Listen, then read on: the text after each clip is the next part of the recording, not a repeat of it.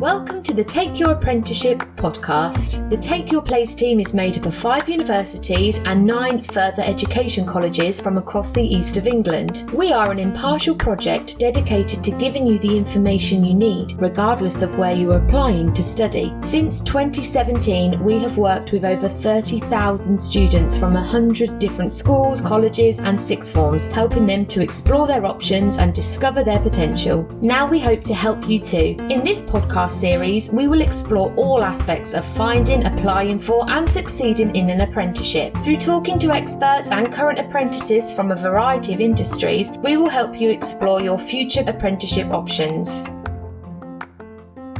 My name is Kit Rackley and my pronouns are they, them, and I am a NICO Higher Education and Apprenticeship Champion for Take Your Place. Today, we talk about apprenticeships at the Crown Prosecution Service, or CPS for short. We talk to James Dillon and Izzy Ellwood. James is Human Resource Officer and Izzy is Recruitment, Marketing and Communications Assistant. We will talk about the role of the Crown Prosecution Service, the kind of jobs, what the Crown Prosecution Service does, and dispel some misconceptions and myths about the work that they do. We'll talk about the kind of roles and jobs that you can do there, the different levels of apprenticeships, starting salaries, what the study element of the course is like, and some top tips if you're interested in the career with the CPS. Let's get started. Hello everybody, and thank you for joining us for the Take Your Apprenticeship podcast. And I am joined by James and Izzy from the Crown Prosecution Service. Hi to you both. Hello. Hi. Well, thank you for joining me today. So I'm going to start with Izzy. Izzy, can you tell us a little bit about your role? And then James, you can go after Izzy. I'm Izzy. I'm the Recruitment, Marketing and Communications Assistant in the Strategic Resourcing team, which is under the umbrella of Human Resources in the CPS. So my role entails basically doing the marketing and the promotion of all CPS recruitment campaigns and activity. So that includes pretty much all of the civil service grade recruitment campaigns. That's from like an A2, which is a typical apprentice, all the way to the SCS, which is like one of our higher, more senior staffing grades. And I basically help do the internal, across government and external marketing and promotion for all campaigns. Perfect. So my name's James Dillon and I'm a HR officer for our early careers team. Basically, I joined the CPS as an apprentice admin officer. And then I joined the role that I'm in now at the start of the year, which is a HR officer. Basically, I help to manage all of our apprenticeship roles. This includes overseeing that all of the areas have enough posts available to set up their recruitment campaigns. I also set up the adverts that you'll see live on the civil service jobs and help to deal with any candidate queries while these roles are live. I also help to oversee the campaigns from start to end. This includes the shortlisting stage, the interview stage, and this is right up until the candidates actually accepted the role. And then it would be passed over to our onboarding team to begin their pre-employment checks. So that's just a little bit about my role and some of my day-to-day duties.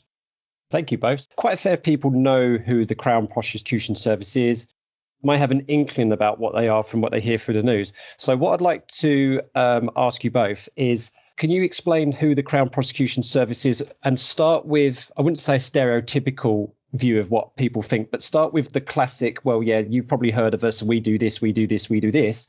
But then if you can go into, but we also do this, either of you would like to start off with what we all know you do and what you also do? Do you want me to let you go first, Izzy, and then I can jump in afterwards? Sure. Yeah. Go for it. Okay, so the Crown Prosecution Service is the main prosecuting authority in the country. We basically deal with any criminal cases that come into Crown or Magistrates Court, and we basically prosecute those. So they've got the defence side, and then there's those on the prosecuting side. When you say the Crown Prosecution Service, people just put us together under the Criminal Justice Service, and there's never really a distinction. So quite often compared to like the police and the Court and Tribunal Service and the prison as well, we do get that quite often.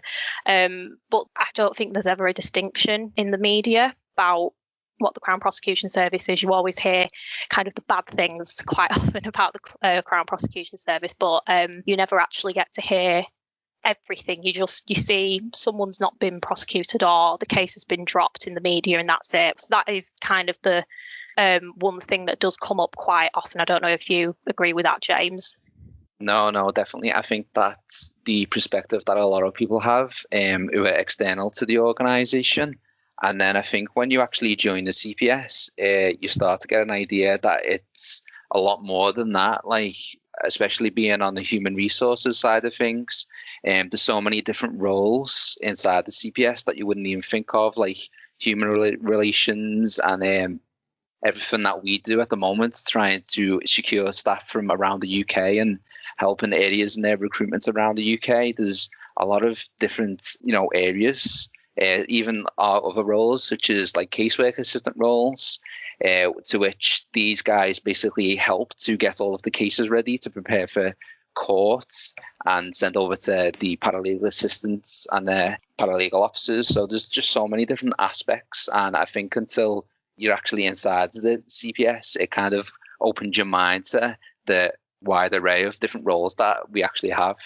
Yeah, and Izzy, you were spot on about like the media portrayal, because it's only really the big stories that ever get picked up by the media, and usually there is some controversy around it. Otherwise, because the media wouldn't bother if there was no controversy. So I want you to picture a room, and we're not going to say a courtroom because I don't want to feed the stereotype, right? So just picture an empty room, and I'm going to have the young people now listening are going to have people pop into that room of everybody that could potentially work in the Crown Prosecution Service. So stereotypically, they might put a prosecutor, the solicitor, and all those people in that room. But you've already mentioned, James, you've got paralegal professionals, you've got case officers. So we're starting to populate this room. You've already mentioned HR. So, James, can you list maybe a few other roles that people might be, well, not necessarily surprised, but that you could do when you work for the Crown Prosecution Service? Yeah, sure. Well, we've got our area business managers as well, which is quite a high up role, because I feel like when you think of the CPS, you only actually think of the legal roles, and they're quite high up roles. But whereas an area business manager is also a pretty high up role as well, who would deal with the entire recruitment in those areas, and they could just be just as impactful to the CPS as a senior Crown prosecutor would be, in a sense. Just because some of the roles aren't actually legal, it doesn't mean that they're less important, because there's everyone offers their own abilities and experience in an array of different ways, to be honest. So I'm trying to think of some of the other specific roles, but do any come to your mind, Izzy, straight away? Yeah, so we've got lots of other elements when you think about the Crown Prosecution Service and the different employees that are there. So we've got our Chief Crown Prosecutors, which head up each geographical area across the CPS. So they are basically, they're like the equivalent of what the area business manager is, but on the legal side. So the area business managers are more for the admin roles, whereas your Chief Crown Prosecutors are more for the legal side. So they head up your District Crown Prosecutors, which are legal managers, and they manage a team of lawyers. So that can be filled with Crown Prosecutors and Senior Crown Prosecutors and Crown Advocates and Senior Crown Advocates. So that's just the high level of the legal side. Like James mentioned earlier, you've got your paralegal assistants, your paralegal officers, your casework assistants. You've got your area communications managers. So they usually deal with the media reports and getting communication pieces out across the areas and to the different places in the UK.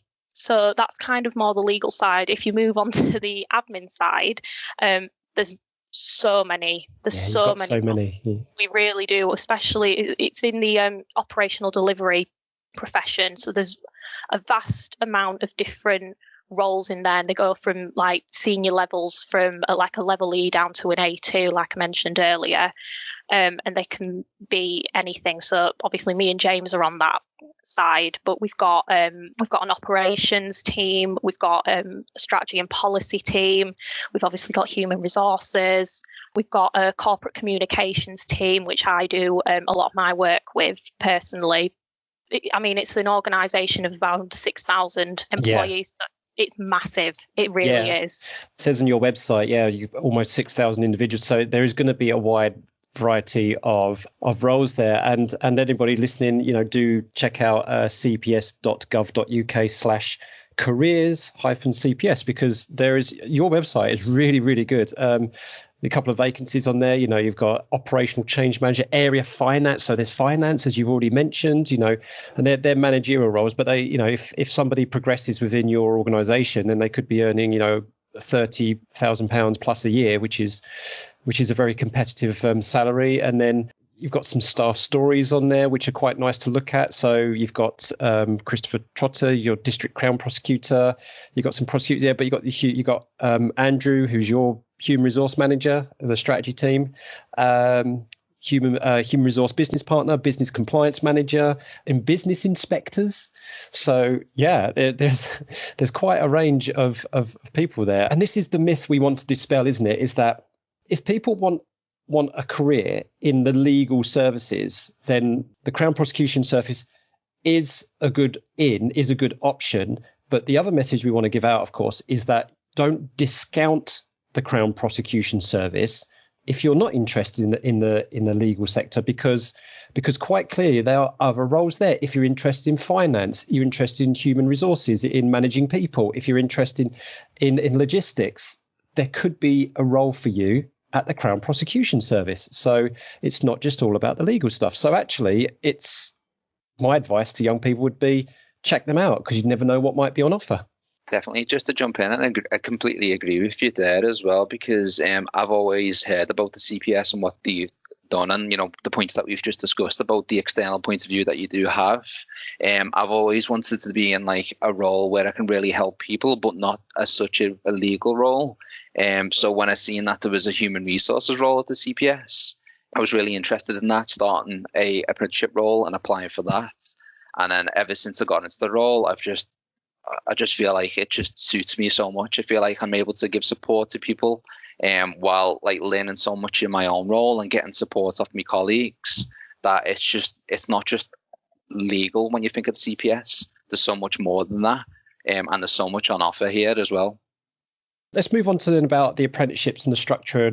And Izzy, we'll start with you first here.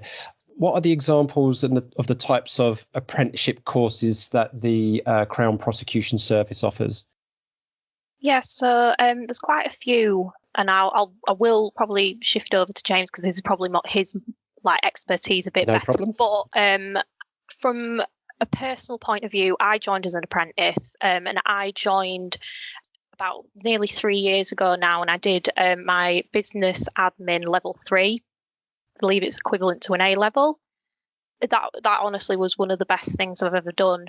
It showed me what I needed to do in order to, thrive in a career and actually progress in my career. I can't speak more highly of it, to be honest, but so that's one of them. I know we do a level 2 for the business admin. Me and James have actually just recently worked on advertising a level 4 policy apprentice, which was the first of its kind, but it was really interesting to work on that. So those are our kind of under the Ops Del profession. Those are our typical ones. I'm sure there's more, but I'm sure James can, So Ops Del, is that operational delivery? Yeah, operational delivery, yeah. That was a good guess, Kit. So James, anything to add? Yeah, sure. So some of the apprenticeship roles that we actually advertise are the casework assistant roles.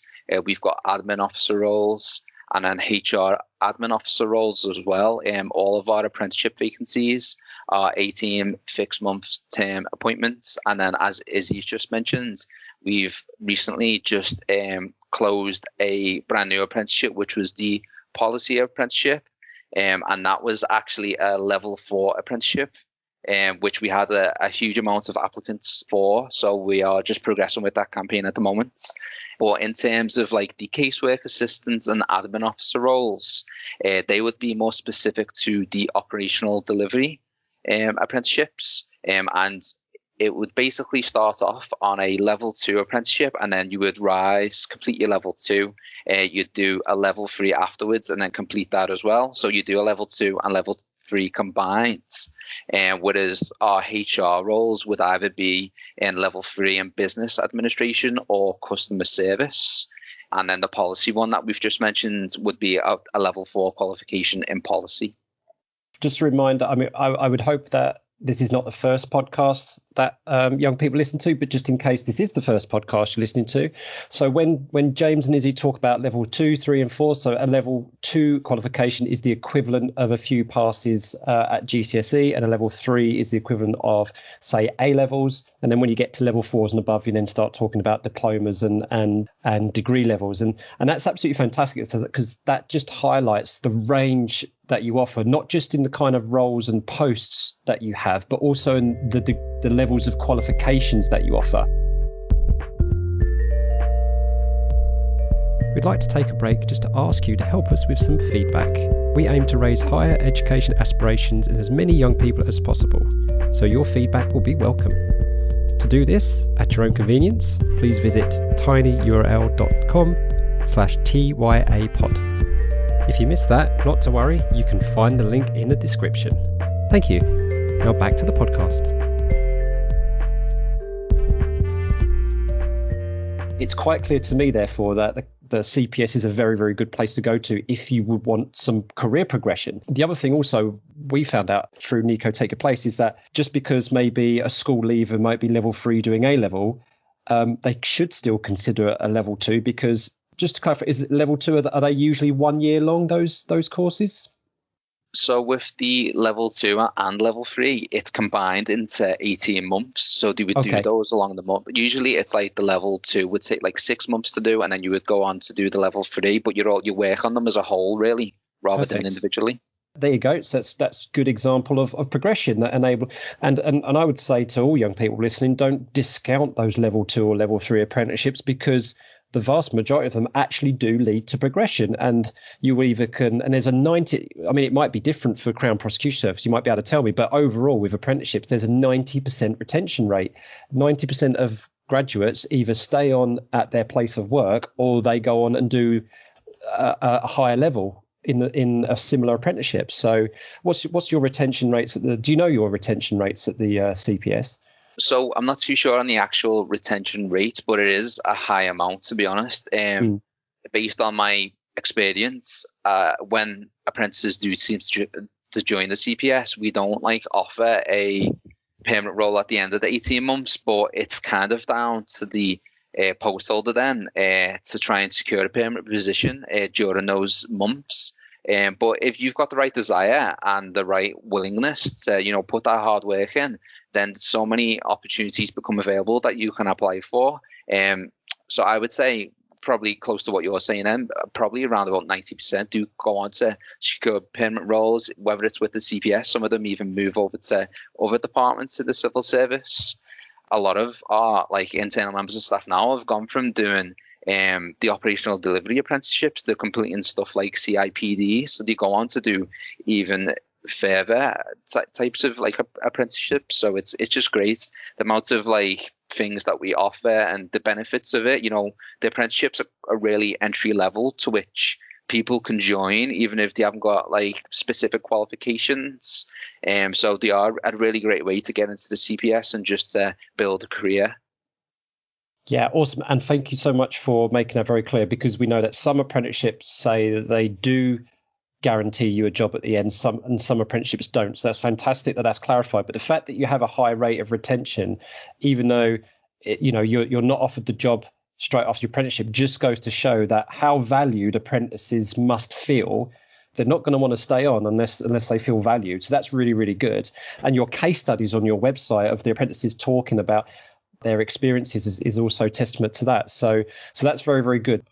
with regards to, so say you've got a young person who's like, okay, I'm convinced that I should look into doesn't matter if it's legal or if it's something else, more logistical or human resources, whatever it is. What would be the best way for me to go and get, say you've got a year 10 listening now and they're thinking about this, what might be a good work experience placement for them, do you think? Izzy, what do you think? So with work experience, it really, I guess it just depends on kind of what they're after. Obviously, if they're wanting to go into one of like the casework assistant roles where you are going to be doing more work with the legal side than, say, the apprenticeship I was on, where it was primarily around HR, getting a bit of a better idea of what that legal sector is about. So obviously I'm not sure what the situation is at the moment with visiting courts, but one thing I did, because I was quite interested in law and I did it as part of my A levels, was I went to visit court quite a bit and just sat in trials. It's completely free. You don't need to organise anything with the court to go and do that. You just go in, sit in the public boxes, and you can go and view trials. You can go in and out of the different courtrooms just to get a feel of whether you're interested in that. I think that's a really good way to do it.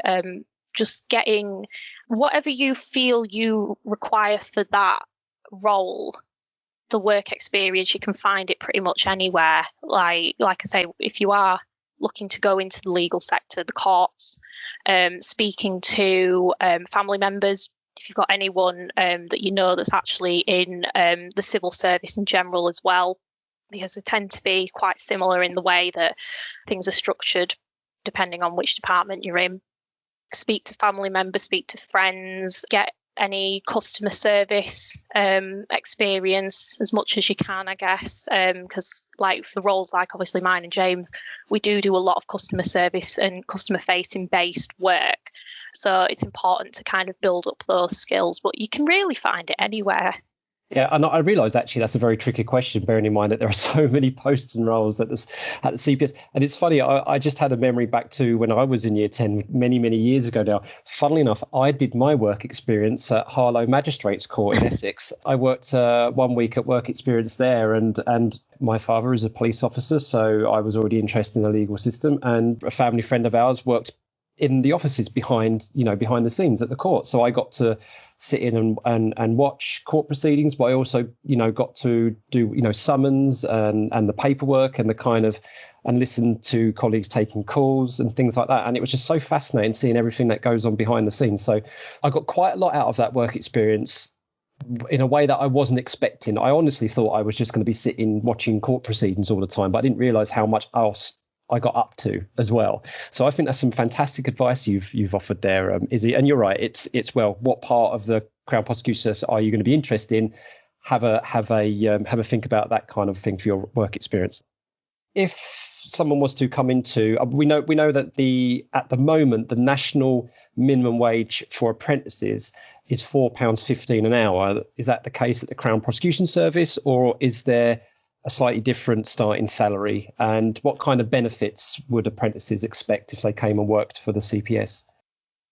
The starting salary for the CPS is actually completely different to a normal apprenticeship, which I think is a main pull for anyone interested in an apprenticeship where you're gonna build your skills, get a great qualification, and get a really competitive salary at the same time. So the starting salary for national areas is 18,736 to begin, and then after 6 months of employment, which I was actually kind of dumbfounded when I was told on the day, because I didn't expect this myself, it rises to 21,950 after 6 months. That's very competitive. Yeah.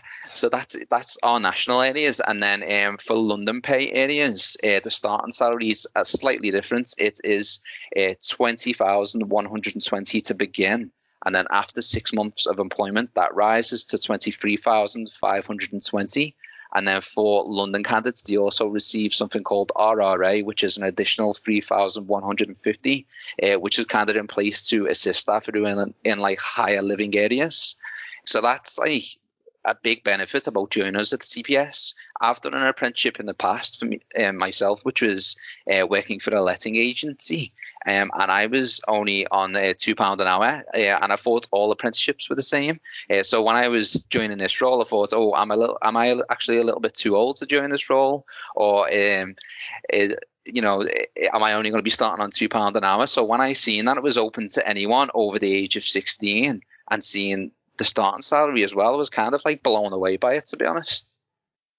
Admittedly, most employers do pay more than the national apprenticeship minimum wage, but yeah, I wouldn't say I'm pleasantly surprised, but yeah, that's very nice to hear, because I think one of the things that young people may think about apprenticeships is that when they hear that £4.15 an hour, or maybe slightly more if so, they tend to get put up with that. But of course, what they're forgetting is that for the training element, which I want to speak to about next, there are no fees. There's no tuition fees. So you're getting a double benefit. You're actually learning on your job, and you're not having to pay out and accumulate a student debt. So that brings me on quite nicely to the study element of the course. So do you also follow that same structure where 20% of the time is training and 80% is working? Is that same at the CPS? And what is the study element course of the like?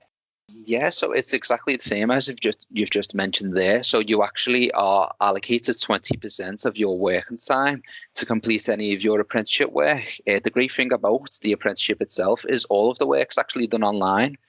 So, for instance, if you needed some particular time to complete some tasks, you would just have a quick chat with your line manager, and you could potentially book a whole day just to work on any apprenticeship task that you needed to complete, or even a few hours, whatever's like deemed fit, as long as it's approved on with your line manager. And you do always feel like you've got that support from your line manager when you are doing your apprenticeship. Alongside that, the apprenticeship is with a provider called Knowledge Pool, and they assigned you your own talent coach. And this is someone who you can contact if you feel like you are struggling with any tasks, and they'll get in contact with you as well and have monthly meetings with you just to ensure that you're meeting deadlines and that you're doing your work at like a high standard. They're just there to just nudge you along the way. So that's the great thing. You always do feel like you get the support you require, and it's just, as long as it's agreeable with your line manager, you do get that 20% to just use for your apprenticeship. Yeah. Do you have anything to add there, Izzy? If you do join the CPS and you do join us as an apprentice, please take that day, because honestly, it really does benefit you so well having just that one day a week or every 2 weeks, depending on what you decide with your line manager. It really does help, because especially if you've got quite a lot of workload on in your actual day-to-day job, just having that day to do work during the day and not just after your work hours, like in your personal time, do it in the work hours. It really does just benefit you so greatly. So I would always, that is my top tip, always speak to your line manager and make sure you secure that 20%. So James, Izzy's just given us her top tip, so I'll ask you for yours in a moment. But I just want to make sure everyone's aware that actually I'll be speaking to you both plus two of your colleagues again later on to get more of the apprentices' point of view. From what I'm picking up here, there's a lot of really good stories that can come out from the apprentices' point of view, and I can tell from both how you talk, you're actually very, very passionate about the role that you do, the work you do, and the fact that you came to where you are through the apprenticeship route. Thank you, Izzy, for offering that top tip, because I was going to ask that of you, and you got there ahead of me. Excellent. So, James, to finish off, following from Izzy there, what would be your top tip for prospective apprentices? One of the main ones I always think is persistence. I just think that, there's so many setbacks throughout, like trying to go for the career that you want. But honestly, persistence does really pay off. Never see a setback as a failure. Just see it more as a stepping stone. Like that you can gain vital experience from each application or test or interview that you can complete. I think since the age of around about 17, I'd been applying for civil service roles, and now I see each one as kind of a stepping stone to get to where I actually need to be, which is here. And I feel like I've just picked up so much experience from the interviews I've had or the setbacks I've had that it's been able to get me to where I am right now today. So I know like I mentioned, it sounds generic, but persistence does definitely pay off. And then one other thing I just want to mention is when formatting like any examples that you provide to us at the application or interview stage, we use something called the STAR technique. Now, STAR stands for situation, task, action, and results.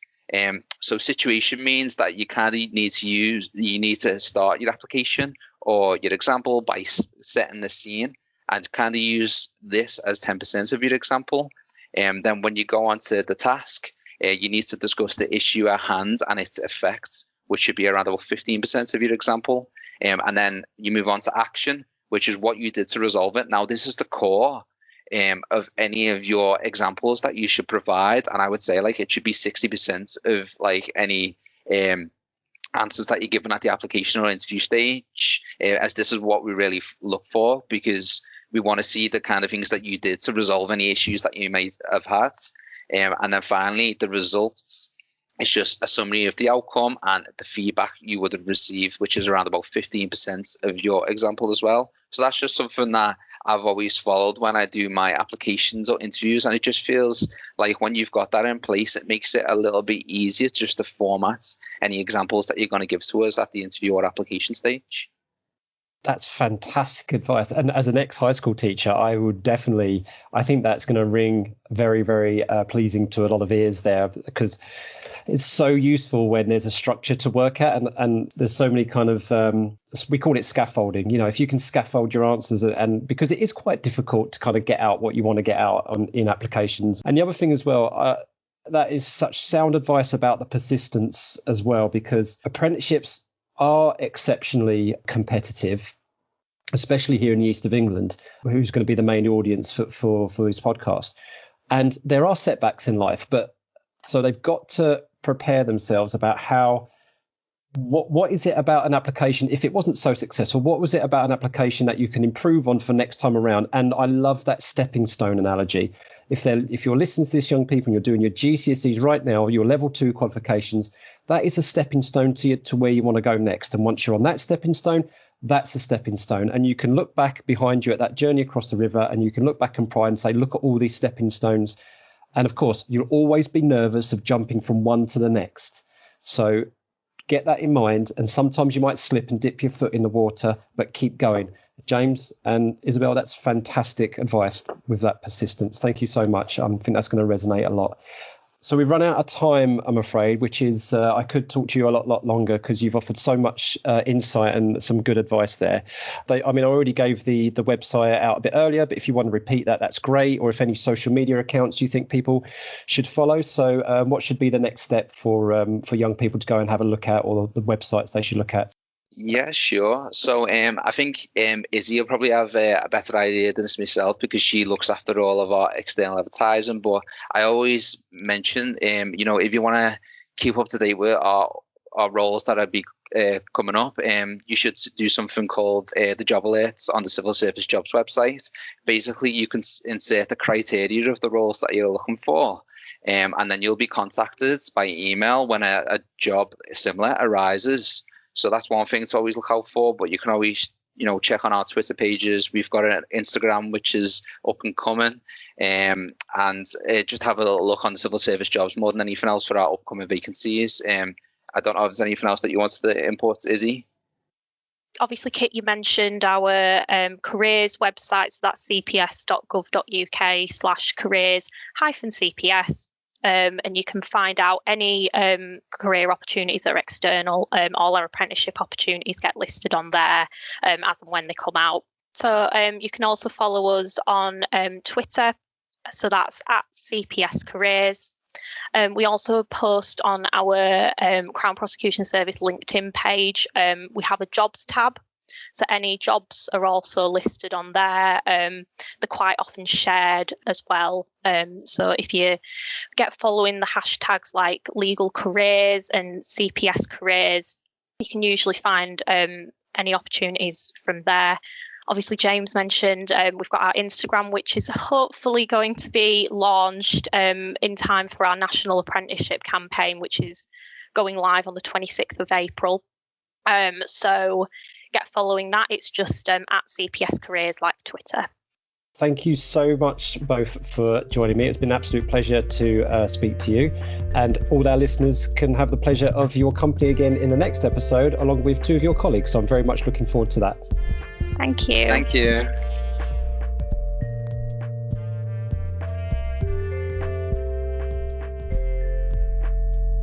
Thank you for listening, and don't forget to subscribe to our future podcasts at soundcloud.com/takeyourplace or on your favourite podcasting app. You can also find us on Instagram, where we are at takeyourplace_HE, on Twitter at takeyourplaceHE, and on Facebook at facebook.com/takeyourplaceHE. You can also email us with any questions, requests, or just to let us know what you think on info@takeyourplace.ac.uk.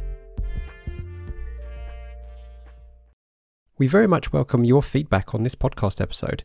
This will also help us to raise higher education aspirations in as many young people as possible. To do this, please visit tinyurl.com/TYA-pod. That's tinyurl.com/TYA-pod. You can find the link also in the description.